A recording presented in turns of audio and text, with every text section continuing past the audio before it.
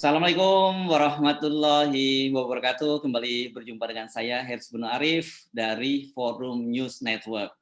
Dalam beberapa hari ini rumor soal kemungkinan pemerintah bakal gagal bayar itu semakin menguat, dan lebih menarik lagi karena Menteri Keuangan Sri Mulyani itu kan baru saja memberikan semacam statement bahwa pemerintah itu bisa bayar utang asal rakyat membayar pajak. Nah, ini kan statement yang menarik karena kita tahu bahwa dalam ekonomi yang sulit seperti ini kelihatannya bakal susah orang bayar pajak. Jangankan rakyat biasa, orang konglomerat yang dikasih teks amnesti aja nggak pada bayar pajak. Saya akan mengajak Anda untuk berbincang ini soal yang serius ini dengan ahli fiskal Awalil Rizky. Assalamualaikum, Prof. Waalaikumsalam warahmatullahi. Ya, kalau kemarin kita kan masih bicaranya minggir-minggir, sebelum terlalu fokus pada benar bisa gagal bayar atau tidak. Tapi kali ini saya mesti minta penjelasan Anda, benar nggak sih hitung-hitungannya bisa bakal bayar atau gagal bayar sebenarnya? Ya, makasih Mas Hersu. Yang perlu diklarifikasi satu dulu ya, bahwa gagal bayar itu tidak sama dengan bangkrut. Ini kan kalau netizen nyambernya kan suka begitu tuh. Jadi ketika saya buat di media sosial, gagal bayar itu artinya bisa satu kali, bisa beberapa kali terhadap kewajiban yang jatuh tempo pada waktu tertentu. Kewajiban utang ya, baik itu cicilan bisa, pelunasan satu atau beberapa seri SBN, surat utang, atau satu kewajiban cicilan, atau bunganya. Kalau bangkrut kan artinya ya seluruh aset kalah dengan nilai utang, kan beda nih. Nah, tetapi dalam konteks keuangan negara, default gagal bayar itu cukup berdampak besar.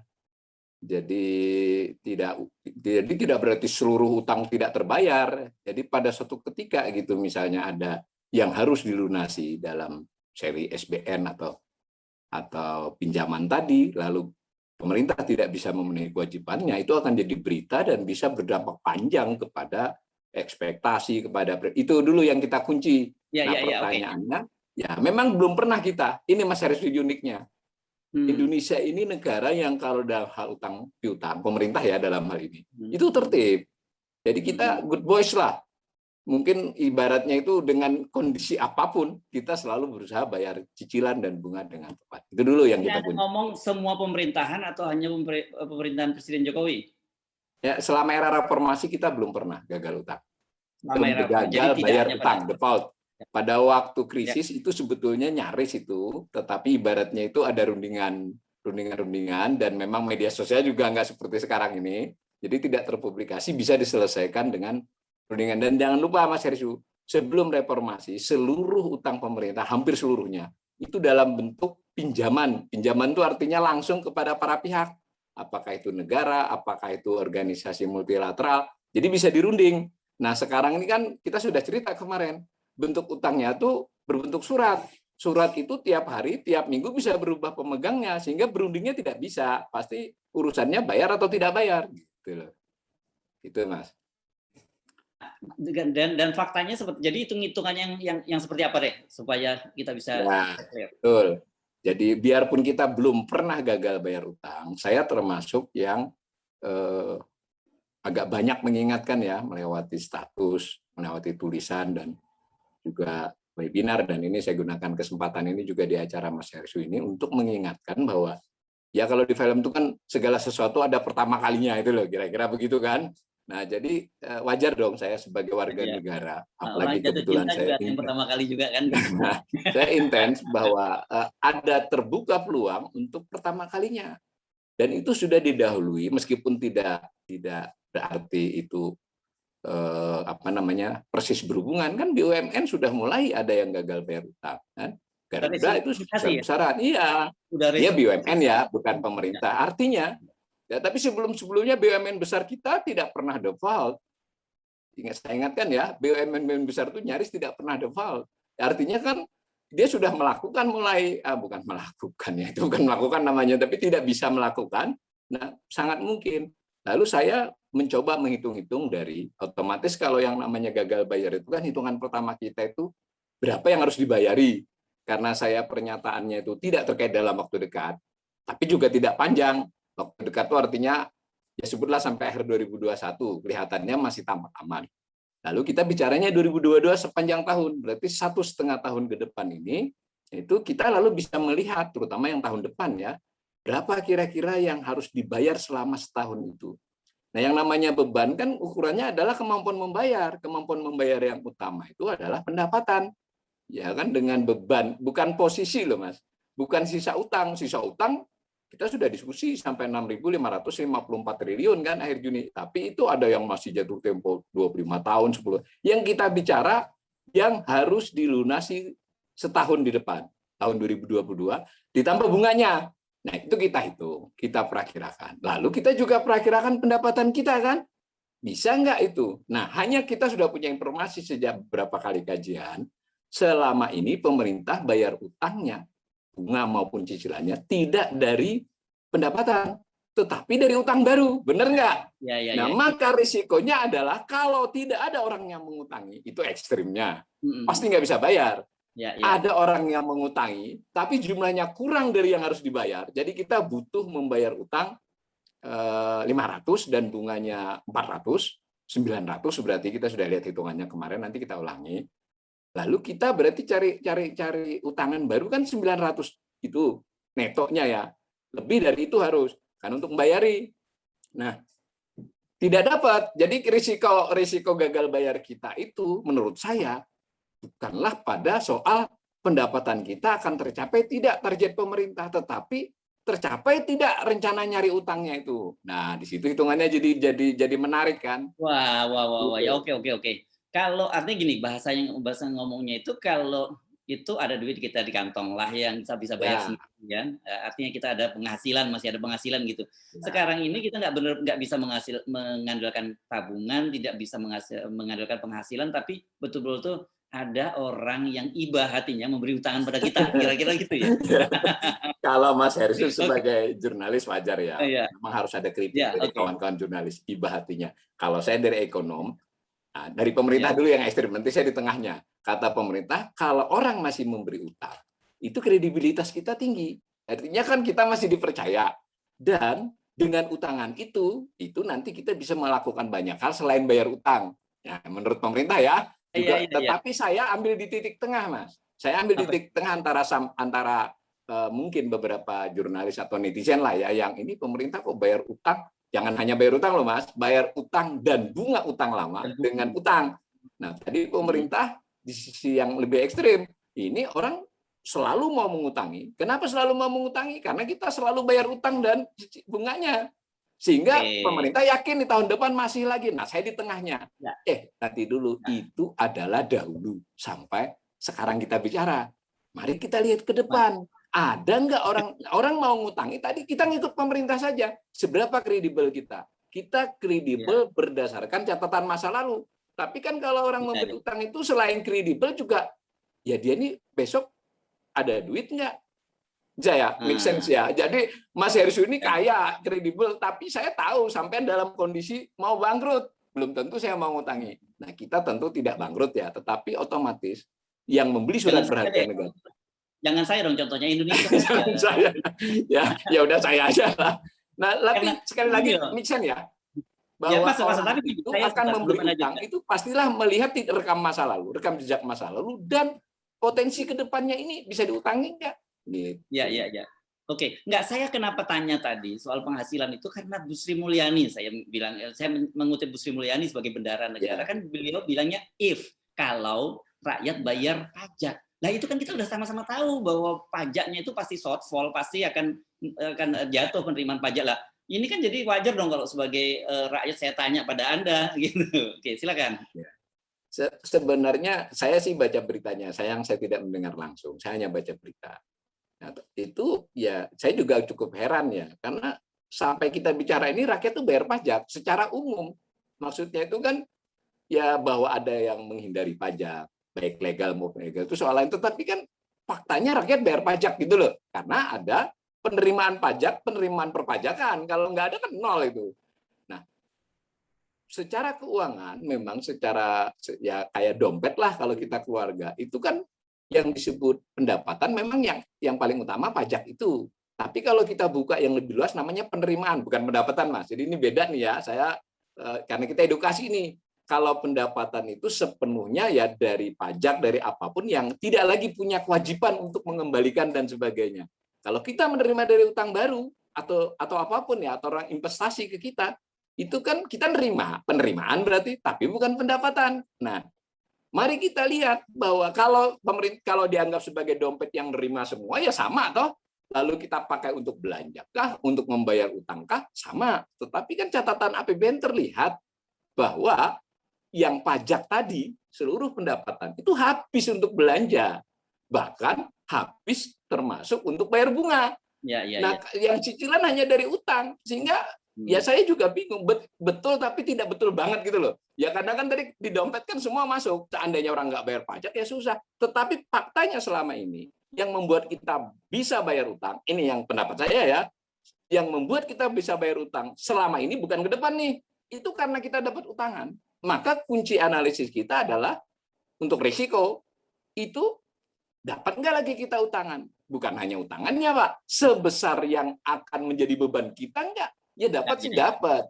Ya gitu loh. Kita ikutin. Baru kita main angka, kita klik angka. Ya, kita ikutin logika itu tadi yang saya anggap Bu Sri Mulyani, apakah itu keperucut atau itu karena disparate atau karena putus asa atau apa? Kita ikutin yang analisis Anda gimana? Hitungannya deh. Ya, nah hitungannya ya. Jadi kita mulai dari beban dulu. Bahwa ke depan itu beban membayar pokok utang. Saya selalu menekankan betul ini. Pokok utang itu artinya kalau SBN adalah seri yang jatuh tempo, harus dibayar full sesuai yang jatuh tempo. Jatuh tempo itu waktu pelunasan lah gitu, sudah harus dibayar. Lalu ada yang bersifat cicilan. Cicilan itu yang pinjaman, utang 1 triliun, cicilannya kan bisa 15 miliar, 20 miliar. Nah, dihitung, itu namanya pelunasan pokok utang. Nah, ada nggak informasi tentang tahun 2022? Ya, sejauh ini dalam beberapa tahun terakhir ini, pemerintah tidak mempublikasikannya secara luas, gitu Mas, secara eksplisit berapa. Karena itu di dalam angka APBN selalu ada kata-kata neto. Neto itu artinya bersih. Jadi misalnya SBN neto. Nah, SBN neto itu berarti selama setahun pemerintah merencanakan menerbitkan itu berutang berarti ya. Lalu ada membayar yang ditampilkan angkanya neto. Artinya kan sudah bersih. Ini juga merupakan sesuatu yang selalu saya berulang kali dalam berbagai kesempatan itu mengkritik. Kenapa sih tidak ditaruh dua-duanya? Bahwa itu rencana boleh geser-geser sesuai aturan silahkan, tapi kan kita bisa ngelihat. Nah Mas, itu kita hitung. Tapi karena saya sudah terbiasa lihat, tetap bisa ngitung. Meskipun ya nah, itu pemerintah tidak terus terang. Berapa yang akan dicicil? Nah ini angkanya sedikit berbeda-beda, berbagai dokumen dihitung. Tapi saya bisa memastikan, saya mengikuti salah satu. Caranya begini, kan Bank Indonesia bekerja sama dengan Kementerian Keuangan itu membuat dokumen namanya setiap 3 bulan statistik utang sektor publik (SUSPI). Di situ ada utang pemerintah. Lalu sayangnya di dokumen ini tidak user friendly ya, bentuknya hanya Excel gitu, tapi ya nggak apa-apa lah, nanti silakan dicek oleh para pemirsa. Di situ kan ada per 31 Desember tahun lalu, 2020, ada jumlah utang, lalu ada istilah utang jangka pendek. Utang jangka pendek kan berarti kurang dari setahun. Berarti selama 2022 dia harus lunas. Ya. Lalu ada lagi, utang itu jangka panjang. Dulu 10 tahun, 25 tahun, tapi kebetulan jatuh temponya di tahun 2022. Masuk akal ya? Okay. Nah, dijumlahkan. Jumlahnya juga nggak ditulis, tapi ya saya kan ada karena berupa Excel, ya tinggal saya jumlahkan. Jumlahnya 490 triliun. Make sense ya? Ya. Bahwa menurut informasi Bank Indonesia dan pemerintah Kementerian Keuangan sendiri, bahwa utang jatuh tempo selama tahun 2022, jadi kita nggak bicara 2021 nih, 490 triliun, Mas Heru. Nah, lalu bunga berapa? Bunga ini terus terang di RAPBN. Okay. Ya kan? Karena kan untuk tahun 2022 masih belum diputuskan, tetapi sudah ditulis angka, dan biasanya untuk bunga nggak banyak berubah. Karena udah dihitung kan. Ngitungnya gimana bunga itu? Ya kan udah dilihat. Ini kita sudah punya SBN berapa, bunganya berapa masing-masing seri, kan bisa dihitung. Begitu juga dengan cicilan, itu kan ada bunganya yang dihitung pemerintah mengatakan 405 triliun. Jadi kita kan tinggal menjumlahkan. Berapa total jadinya? Ya 405 ditambah 400 berapa tadi? 90 berarti kan 895 triliun. Kurang lebih begitulah. Ya 895. Tetapi saya tetap tidak pakai angka 490 Mas Hersyu, karena ternyata di utak-atik itu 525. Jadi saya berani bertanggung jawab 520. Yang utak-atiknya itu kan dokumen itu beda-beda, Mas. Ada rencana utang tahunan, ada suspi tadi. Nah, 500. Dan yang cara menghitung lain, tahun-tahun dulu berapa bayar cicilannya? Nggak mungkin tahun 2022 lebih rendah dong. Nah, nanti kita lihat di tahun 2020 ini kebetulan kita bayar cicilannya berapa? 456 triliun. Tadi kan saya menduga semula 490. Tetapi jangan lupa di tahun 2019 kita bayarnya 562 triliun. Di tahun 2018 500 triliun. Nah, intinya ini teknis ya, saya utak-atik, maka tahun ini, tahun 2021 yang sedang berjalan ini, pemerintah tadi saya masih bisa pegang 490. Tetapi yang di 2022, saya memakai angka 525 triliun. Berarti 525 ditambah 405 kan? Ya. 8, berarti 930 triliun untuk tahun depan. Begitu Mas cara ngitungnya. Ya kan? Oke. Itu yang harus dibayari. Lalu dari pajak, jangankan pajak, pemerintah itu punya penerimaan perpajakan dan bukan pajak. Nah, yang bukan pajak itu hasil sumber daya alam kah, pendapatan badan layanan umum, kan kita urusan-urusan di kementerian, di lembaga pemerintah kan ada yang bayar juga. Rumah sakit kan bayar, sekolah juga, pendidikan yang milik pemerintah juga ada yang bayar. Pokoknya itu dijumlahkanlah semua, namanya badan layanan umum kan. Lalu juga macam-macam namanya. Lalu BUMN juga yang laba itu suka nyetor. Nah, dijumlahkan semua itu pendapatan itu. Nah, namanya pendapatan negara bukan pajak. Jadi nggak hanya pajak nih. Tetapi semuanya ini pendapatan dari rekam jejak. Itu untuk belanja saja tidak cukup. Ya bagaimana mungkin untuk membantu membayari beban utang? Karena itu secara statistik. Tentu ya, kalau saya ini bapak rumah tangga, saya bisa aja jelasin sama tetangga atau keluarga besar. Ini dari pendapatan dari ini saya bayarkan ke utang yang ini, ya itu kan soal cerita, tapi secara dompet saya seluruh pendapatan saya itu tidak ada yang dipakai untuk bayar utang. Oke, hitung-hitungannya berapa itu? Gimana coba hitung-hitungannya? Nah, jadi hitungannya berarti kan pemerintah tadi harus bayar 930 triliun, kan begitu toh? Nah, pendapatan yang direncanakan di tahun 2022 itu 1.840 triliun. Ya, betul ya. Kalau sekarang kita agak sedikit mundur sedikit. Jadi umpama saja nih, umpama ini tiba-tiba ada keputusan radikal, bukan keputusan radikal, atau memang tidak ada yang mau ngutangi, ini kan umpama begitu. Berarti kan hanya ngandalin pendapatan itu. Benar nggak? Nih, andai berarti kita bisa membandingkan jumlah yang harus dibayar, beban bunga ya, bukan posisi nih, beban bunga plus cicilan, tadi yang 930, dibandingkan dengan pendapatan yang 1.840 itu ada namanya Mas Hersyu. Namanya debt service to revenue, atau bahasa Indonesianya beban pembayaran utang dibandingkan dengan penerimaan pendapatan negara. Ya singkatannya DSR ya. Ini sesuatu yang sudah puluhan tahun dipakai untuk mengukur kemampuan suatu negara, salah satu ya. Solvabilitas namanya kan, kemampuan membayar. Jadi tidak dianggap dulu tidak ada kaitannya dengan dia diutangi. Bahwa berarti kalau Mas Hersyu ini saya analisis sebagai saya mau memberi kredit, maka saya kan menganalisis pendapatannya Pak Hersyu. Saya juga mau tahu posisi, tapi nggak penting juga posisi. Yang paling penting adalah ketika saya utangi, ini Mas Hersyu ini bebannya yang sudah berapa gitu kan? Oke. Ke depan berapa? Maka namanya DSR, dan itu dipakai oleh Intose. Intose itu lembaga BPK sedunia. Ya kan wajar toh sebagai alat ukur menganalisis, dipakai oleh BPK otomatis. Ya. Nah, namanya DSR. Hitung-hitungannya gimana tadi itu DSR antara? Ya, saya ulangi ya. Berarti tadi beban kita sudah ketemu. Ini 2022 ya. Ya, 930. Pelunasan 525, bunga 405, lalu 930. Pendapatan sudah dinyatakan ditargetkan 1.841 lah, dibulatkan ke atas di RAPBN. Maka 930 dibagi 841 ini dapat angka 50,57%.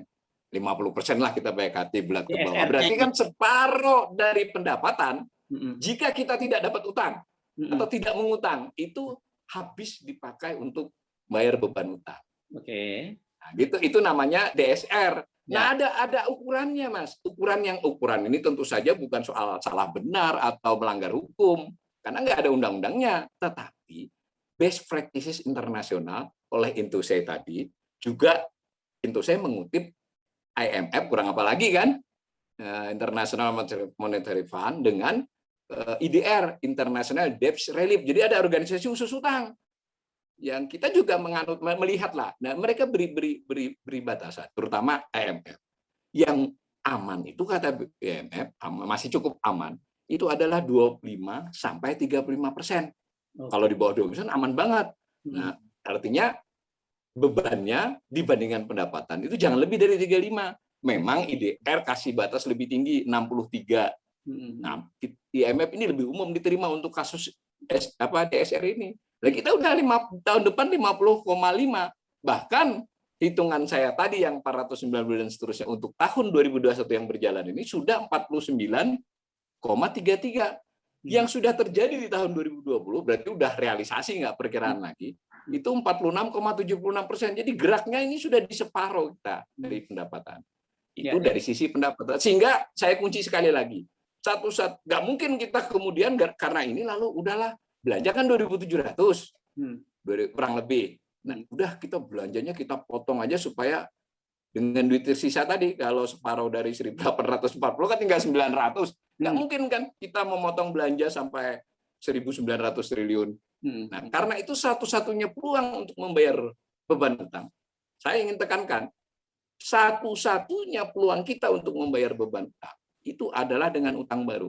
Itu sudah terjadi di tahun-tahun kemarin. Tetapi saya kasih tanda pentung dalam arti ini hati-hati karena kondisinya itu berbeda, Mas. Oke. Nah, ini mungkin perlu didiskusikan apa bedanya. Nah, sedikit ya biar sampai tanya lagi.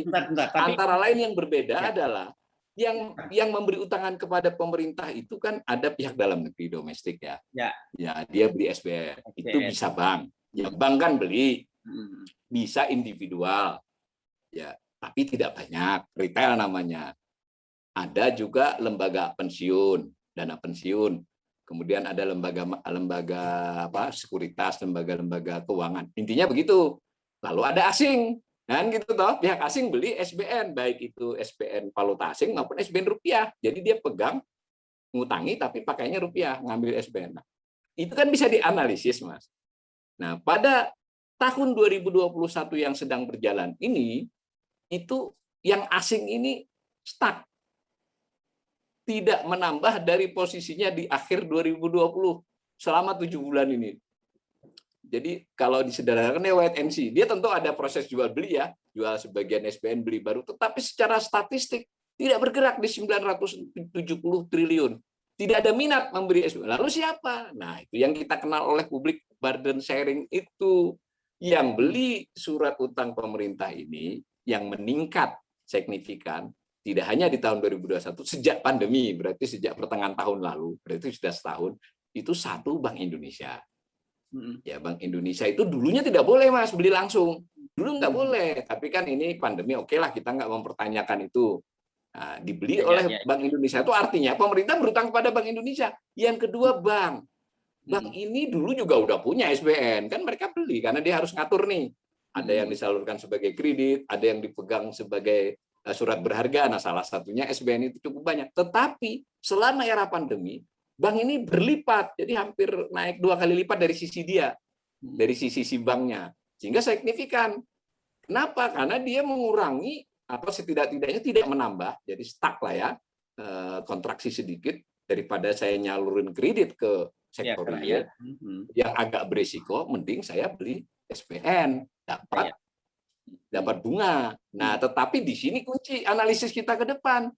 Apakah si bank masih punya uang lagi untuk membeli baru? Kita udah nggak bicarakan yang kemarin. Kemarin kan sudah tuh. Nah, maka analisisnya harus masuk kepada apakah dana perbankan akan meningkat. Nah, itu kan analisis tersendiri. Nah, saya melakukan. Ya akan meningkat, tapi nampaknya ada pelandaian dana yang disimpan di bank nantinya. Kemudian BI tadi, apakah BI akan diminta terus-menerus membeli? Porsi BI itu sekarang Mas secara total itu sudah sedikit di atas asing tadi.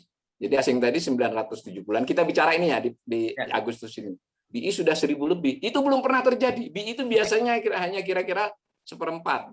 Ya, ini kan tentu ada hitung-hitungannya, ada kalkulasi mengapa di masa lalu Bank Indonesia itu tidak boleh membeli SBN, gitu kan? Pasti kan itu apa maksudnya dan apa bahayanya sekarang ketika kemudian Bank Indonesia diminta untuk burden sharing ini, artinya berbagi beban gitu ya, berbagi beban dan dengan membeli SBN.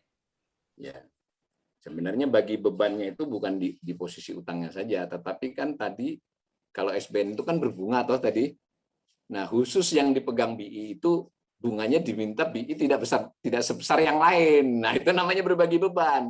Jadi ada dua hal nih, Mas. Bahwa BI membeli SBN di pasar perdana satu hal. Saya sebut pasar perdana dulu ya, BI itu punya SBN juga, tapi belinya di tangan kedua. Jadi si bank yang menjual ke BI repo namanya kan. Tidak dijual begitu digadaikan, tapi kan berarti BI punya gitu loh.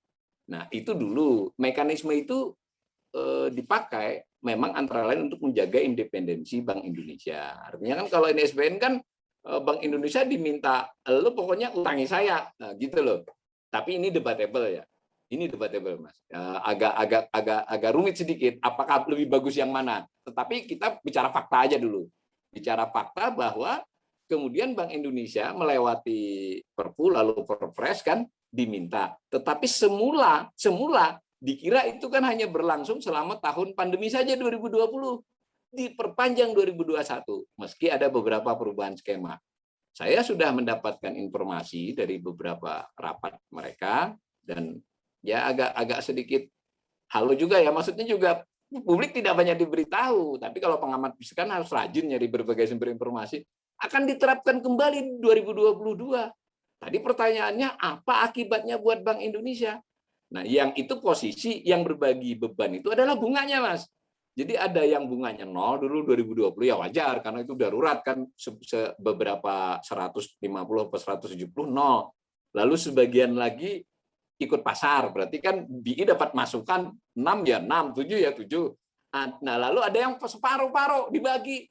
Jadi dinyatakan bunga tetapi BI mengembalikan. Nah, artinya nggak jadi dibayar gitu. Ya intinya begitu hitungannya. Maka dampak yang jelas adalah Bank Indonesia akan tidak lagi memiliki pemasukan selama setahun. Kan Bank Indonesia harus menghidupi dirinya dan menghidupi perekonomian dalam arti ya menjaga nilai rupiah, menjaga kondisi moneter kan. Itu akan berkurang si Bank Indonesia. Dia sejauh yang saya coba hitung dan cari tahu dari kawan-kawan yang lebih ahli dari saya tentang moneter, itu maka di 2022 sudah mulai terancam defisit.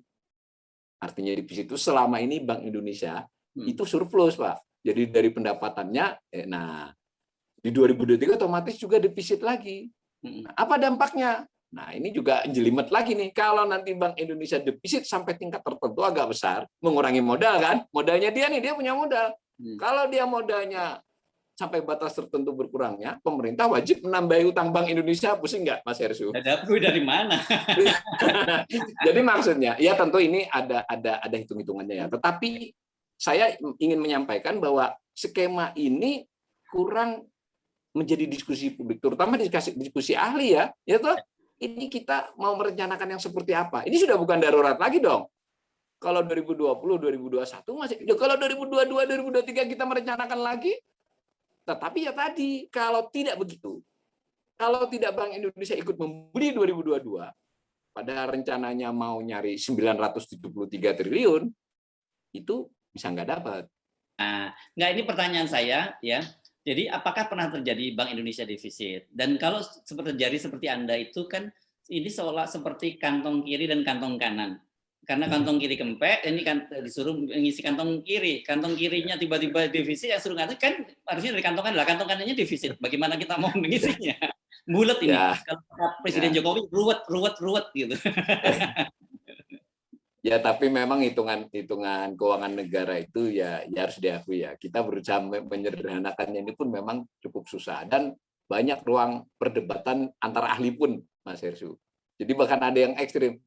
Saya mungkin sudah mulai mendekati ke yang ekstrim dalam konteks moneter ini. Sudahlah, daripada burden sharing, bunga dipotong, sudah dirundingkan saja dan dipayungi oleh undang-undang. Berarti kan dibicarakan kepada DPR dan kita, rakyat tahu, dan orang-orang kayak saya yang pengamat ini juga ikutan, kalau boleh, ikutan ngitung. Ya sudah, pemerintah ini berutang aja kepada Bank Indonesia. Misal begitu toh. Tapi, ini ada tapinya, kalau itu terjadi, ya yang tadi mau memberi utangan yang bukan Bank Indonesia juga mikir, oh kalau begini ya rawan ini sudah. Nah ini Mas, jadi susahnya pemerintah, kalau saya boleh berempati, ya dimakan bapak mati, nggak dimakan ibu. Kalau ternyata rencana utang piutang pemerintah ini bertumpu kepada Bank Indonesia, itu bisa menjadi sinyal buruk buat pasar. Ingat loh, tadi kan ada bank, ada asing, ada bisa sinyal buruk. Ini bagaimana? Bahkan kalau buat saya ini berita tentang bahwa kalau rakyat bayar pajak maka utang bisa dipenuhi, itu juga bisa jadi sinyal buruk buat pasar kan. Ini omongan seperti ini belum pernah terjadi, orang sudah bayar pajak dari dulu. Terlepas dari tadi kata Mas Hersu, rakyat makin susah. Bukan itu kalau buat pengamat. Bayar pajak sudah dari dulu kok. Iya. Oke. Nah, tadi ada berkutat pada dalam negeri ya, pada SBN itu asing dan sebagainya. Bagaimana dengan peluang mendapatkan utang dari lembaga multilateral? Nah, ini pertanyaan bagus nih, Mas. Di tahun 2020 ketika terjadi pandemi ada berita, 2021 juga masih ada berita, benar kan?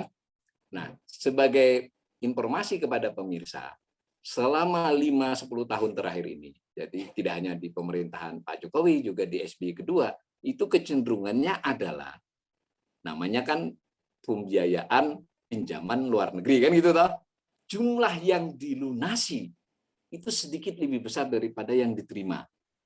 Tadi beda dengan SBN. Jadi sebetulnya rekam jejaknya adalah posisi pinjaman luar negeri kita itu pelan-pelan berkurang, Mas, meskipun ya setidaknya stuck lah, dibuat balance lah. Jadi kira-kira ada yang dibayari, ada yang ditarik. Jadi trennya ke sana. Nah, tetapi ketika terjadi pandemi itu berubah menjadi yang ditarik lebih banyak daripada yang dibayari, antara lain disebabkan memang ada tawaran menarik. Dan menurut saya, kalau ini saya tidak anti, malah saya setuju beberapa lembaga multilateral menawarkan bantuan piutang, utang ya. Nah, diambil yang sebelumnya tidak direncanakan di APBN sebelum pandemi, sehingga jadinya itu netonya yang diterima lebih banyak daripada yang dibayari ya, khusus 2020. Sebelumnya enggak. Ya, tapi lebihnya enggak banyak, Mas. Netonya ya 35 triliun, kecil kan dari pembicaraan kita. Nah, 2021 naik lagi karena tadi lagi surplus. Nah, kita kan bicara 2022 nih. Ya, saya tidak tahu bahan pertimbangannya, mungkin sewaktu menyusun pastilah sudah ada tim, sudah ada bincang-bincang dengan berbagai lembaga multilateral atau negara lain, nggak hanya multilateral loh, negara maju bisa juga kan. Itu ternyata di 2022 kembali ke pola semula. Jumlah yang akan dibayari lebih besar daripada yang diterima, minus 16 triliun. Berarti kan nggak ada nih peluang dari sini. Secara statistik ya ini mungkin menarik didiskusikan. Satu, negara-negara ini, dan sudah dibilang, Menteri Keuangan juga bilang, Pak, semua negara sedang kesulitan. Loh, kalau semua kesulitan ya kita nggak bisa berharap mereka banyak bantu kita dong. Gitu, lembaga multilateral, dia bantu semua, tapi dia punya prioritas. Karena kita ini tidak negara kaya, tapi juga tidak miskin. Bahkan kita baru turun kelas dari menengah atas menjadi menengah bawah. Jadi kalau di menengah bawah itu juga masih paling atas. Maka mengajarkan ya lembaga multilateral akan memprioritaskan lembaga-lembaga yang dikira nanti akan menyangkut soal kelaparan, malnutrisi. Ya benar kan? Maka kita bukanlah skala prioritas. Ya, udahlah, kamu sudah dibantu 2020. Nah, dengan begitu tinggal SBN kunci kita kan? Nah, SBN sama, Mas, masalahnya. Karena semua negara itu, dan itu sudah dikatakan, semua negara defisit, rasio utangnya bertambah. Seolah-olah kalau negara lain sulit, ya kita tidak sesulit itu, ya kita baik. Enggak benar juga kan? Yang benar adalah hampir seluruh negara kesulitan fiskal. Dan Indonesia bukan yang terbaik, meski bukan yang terburuk, tengah lah. Kita tuh di tengah. Tetapi ketika kita kesulitan fiskal di tengah, persoalannya sebelumnya bagaimana? Kalau kita bicara itu Jepang, apa itu Jerman atau apa, dia kesulitan fiskal. Tapi nanti dulu, dia kesulitan tuh ketika pandemi. Sebelumnya dia tidak kesulitan. Gampangannya ada bapernya, masih baper apa ya?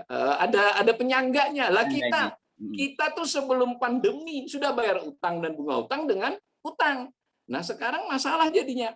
Secara teknis ada perebutan sumber dana kan? Dana yang berputar itu biarpun bertambah lalu jadi terbagi. Nah, kita masuk satu tema, Mas. Sudah ada isu namanya tapering off. Nah, ini kan memang harus jadi diskusi sendiri. Saya kasih kalimat sederhana saja. Isu apa? Amerika tapering off.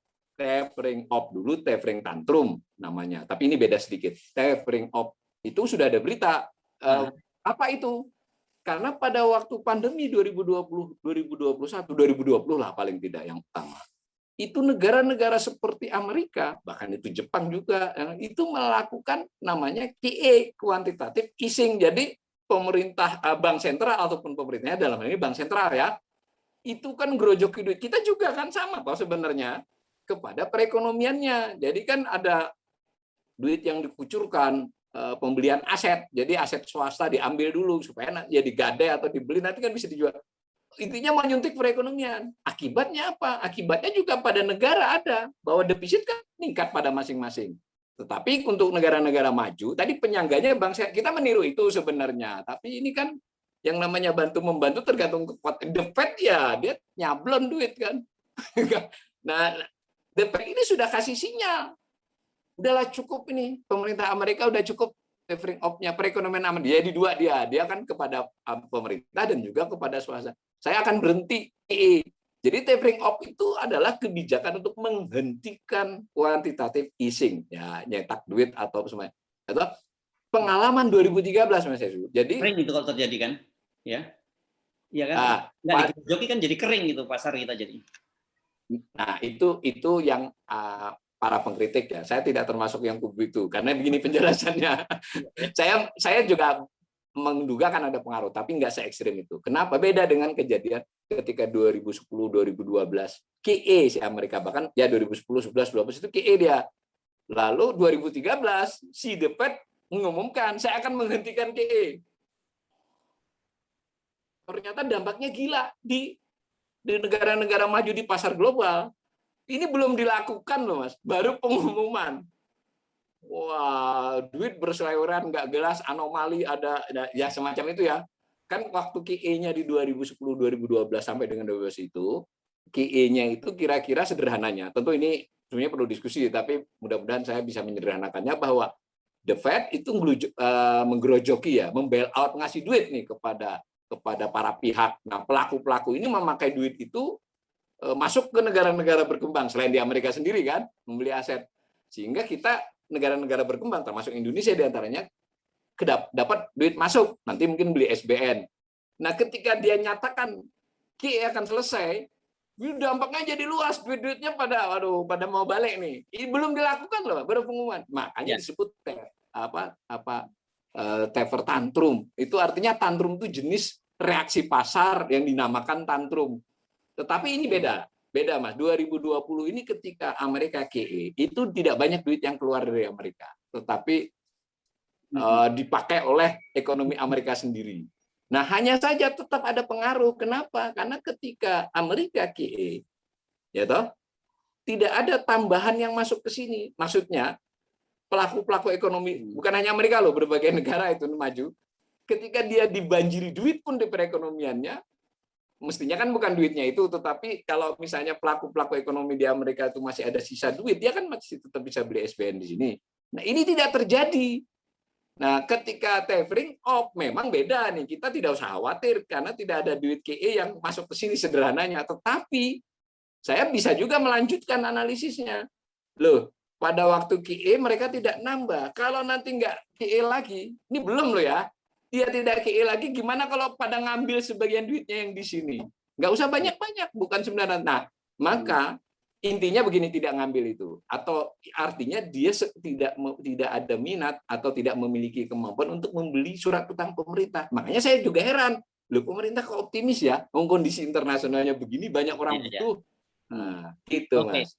Makanya saya bilang tadi likuiditas bakal kering. Nah, tapi gini, oke, kita kembali ke topik semula dan bagaimana kita menyederhanakan ini dan menjelaskan kepada publik apa sebenarnya yang terjadi dengan kemungkinan gagal bayar tadi itu. Karena Anda udah jelas tadi udah jelaskan gagal bayar itu seperti apa. Kemungkinan apa yang terjadi sekarang?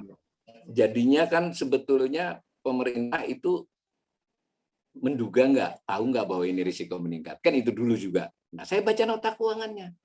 Ternyata ya tahu, ya jelas tahu lah, orang saya pengamat luar aja bisa ngitung-ngitung, apalagi di kawan-kawan di Kementerian Keuangan, di Badan Kebijakan Fiskal itu kan pakar dia dari dulu berbelut itu. Tahu, buktinya apa? Buktinya ada bab di nota keuangan, namanya bab 6, risiko fiskal, Mas. Karena itu memang diwajibkan dan itu diminta oleh BPK, sudah ada terus. Jadi kira-kira pemerintah itu harus buat pernyataan bahwa risiko dari APBN yang diajukan ini apa? Nah, tentu yang namanya risiko itu ini yang penting buat para pemirsa ya. Kalau saya sebut risiko itu bisa saja risiko rendah kan, maksudnya gitu. Nah, kira-kira dijelaskan. Nah, salah satu risiko fiskal itu adalah risiko pembiayaan utang. Benar nggak? Nah, kenapa risiko pembiayaan utang? Ya tadi kan, kalau tidak dapat utang, apa akibatnya buat APBN? Nah, dari situ saya menarik kesimpulan dan membuat analisis tentang kemungkinan gagal bayar. Nah, pemerintah memiliki skala nota keuangan ya. Namanya dia buat grafik vertikal dan horizontal. Yang vertikal itu likelihood. Likelihood itu kemungkinan terjadinya. Jadi kalau tadi kita bicara pembiayaan hutang, itu kemungkinan terwujudnya target 973 triliun neto tadi, neto ya, itu seberapa dari skala? Skalanya 1 sampai 5. Jadi 1 itu ya jarang terjadi, yang paling atas sangat mungkin terjadi, risiko tidak dapat, ini berarti dibalik membacanya. Dikasih skala 3, Mas. Ini luar biasa sebenarnya. Tengah sudah itu, sedang. Sebelumnya nggak pernah dikasih skala itu. Berapa biasanya? Nah, biasanya 1 atau 2, bahkan tidak dinyatakan. Kan bebas dong, wong itu analisis kok. Saya, ini penting kan pendapat toh, saya kasih skala 4, Mas. Jadi bukan sedang dari 5. Berarti menurut saya mungkin terjadi. Kalau 5 sangat mungkin terjadi ya. Ini mungkin terjadi. Jadi skala 4 dari skala 5 saya kasih 4. Ya? Pemerintah kasih 3. Dari skala 5. Tapi saya ingin tekankan kepada pemirsa. 3 itu berarti sebetulnya pemerintah juga nggak terlalu yakin kan? Kira-kira begitu loh. Nah, sayangnya pemerintah punya analisis lain di horizontalnya, namanya impact. Kalau misalnya itu gagal, dampaknya apa? Dampaknya juga 1 sampai 5. Kalau dampak paling berat itu 5. Nah, pemerintahnya naruh angka 1. Ini kalaupun tidak berhasil pembiayaan utangnya, dampaknya nggak besar. Saya tidak tahu bagaimana cara menghitungnya dia. Nah, ternyata saya usut-usut karena pemerintah merasa masih punya cadangan fiskal. Namanya buffer fiskal. Lalu SAL yang kita pernah diskusikan, itu juga jadi alasan. Saya tapi sudah menghitung, wah ini enggak juga. Saya kasih skala 3, Mas, terhadap dampak, bukan 1.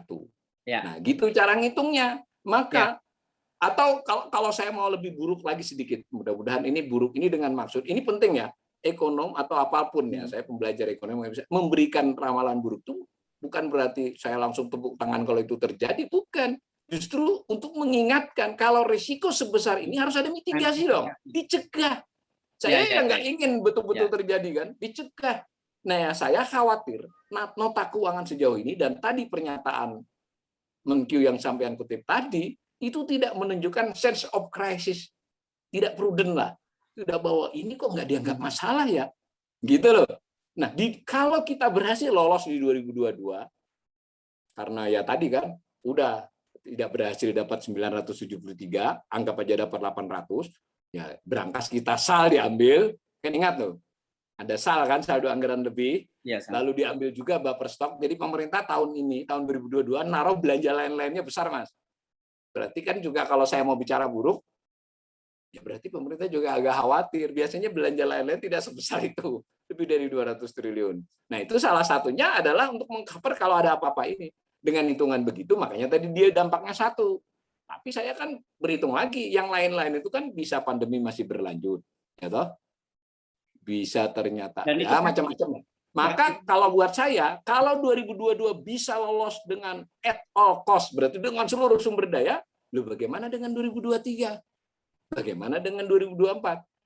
Jika tidak dilakukan perubahan pengelolaan utang, pembiayaan utang dengan cara yang cukup mendasar, maka soal waktu gagal bayar kan, mengulur-ngulur waktu saja. Itu pendapat saya. Ya, dan kalaupun lolos pun juga akan lolos dengan berdarah tahun 2022. Iya, begitu kenapa itu tema kita ini penting, Mas. Ya, dan supaya jangan hoax kan kita harus tanya solusinya apa dong. Nanti sebelum sampai tanya, saya tanya ke diri saya juga.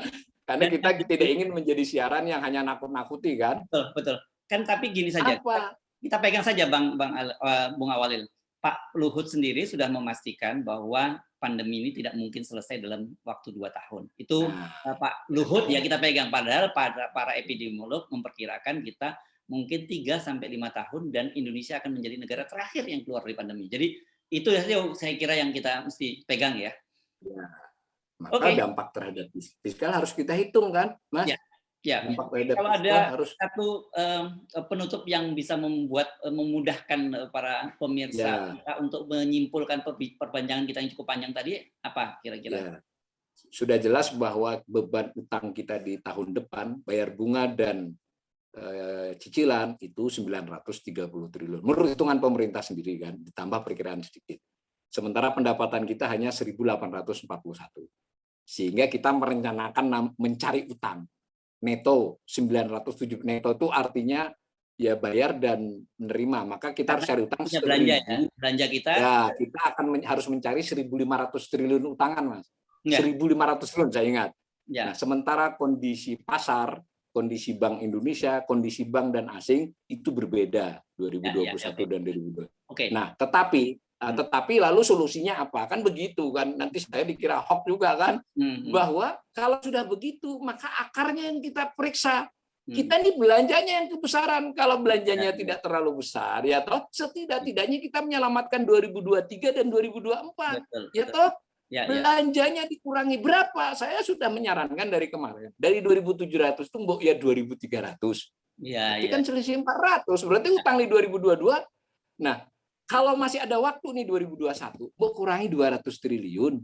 Berarti kan kita tadi yang beban yang di 2021 juga sedikit berkurang. Ya, 1.800 kurangin. Dari mana kita mau motong itu? Kita kan sudah pernah diskusi. Kita kasih lagi diskusi. Jadi bukan tidak ada solusi, tapi mau nggak gitu loh menurut saya. Kalau sudah diingatkan dan pemerintah tetap saja ngotot, kita perlu mengingatkan karena pemerintah tidak mengingatkan sebagai awak pesawat, kita ingatkan mulai sekarang tolong angkat ingat pinggang dan kalau tinggal berdoa saja. Dan kita selamat sampai di tujuan. Terima kasih Prof. Awalil perbincangannya ini. Ya, kita masih akan lanjutkan lagi dengan topik-topik yang lain ya. Assalamualaikum warahmatullahi wabarakatuh. Waalaikumsalam.